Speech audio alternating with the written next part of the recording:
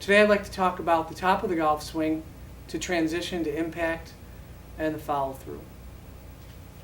When people come to me and ask questions about the top of their golf swing, in particular how they start the downswing, the first thing that I need to inform them about, or the first thing I tell them is that if you don't have a great backswing, you're probably not going to have a good result in your downswing. It's important that you get a good backswing so that you can create a great downswing. Once we've gotten to the top of our golf swing, and we're coiled up, our shoulders have turned, our hips have turned half as much as our shoulders. The downward motion actually starts with our lower body. So many times we see players forcing the club or starting to swing from the top, and that just creates all kinds of problems with the golf club.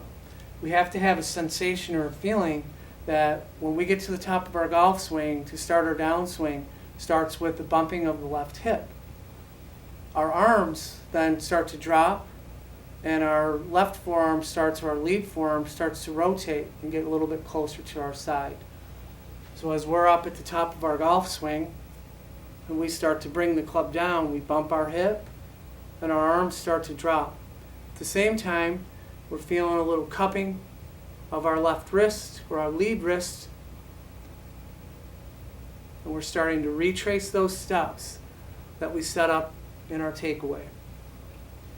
We've got that hip. Our weight is coming off of our right instep, starting to move to the toe of our left foot or our lead foot. So we're just creating that drop. It's more of a passive type of move. It's not a force where you're swinging the club down. You've set up, you've got a beautiful backswing, everything's in good shape, you're on plane. It's just letting that club come down and lower, letting those arms lower. A cupping of the left wrist, trying to hold that position for as long as you can. And when you get to impact, unhinging. That's where the unhinging comes in. It has to be well timed. That's where the unhinging comes in, and that's impact. We've created a great angle at impact, and the club face is square, and our left wrist, again, because we have a neutral grip, is facing our target. With lowering, unhinging. And once we get past impact into our half finish, we'll have a point where the left forearm rotates and the left wrist rotates, and that the club shaft will actually pass parallel again, or come into that plane again, where the club is parallel to the ground and parallel to the target line. Once we get to that point, we want to finish. There should be no weight on our right side at all. Go all the way through. The one thing that I see quite a bit with my students when they first start to come to me at impact is a lot of rotation when they get down here. They're swinging from the top. They're not letting their left wrist cup and their arms lower.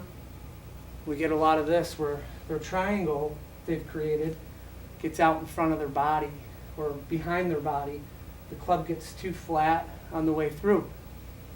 That club, as you go through impact, is going to go back to that original plane that you set on the ground. It's a mirror image. Mirror image. You really don't have to finish much more than this. You can take it all the way through and finish. I hope this tip from the transition point through impact helps your game, and thanks for watching.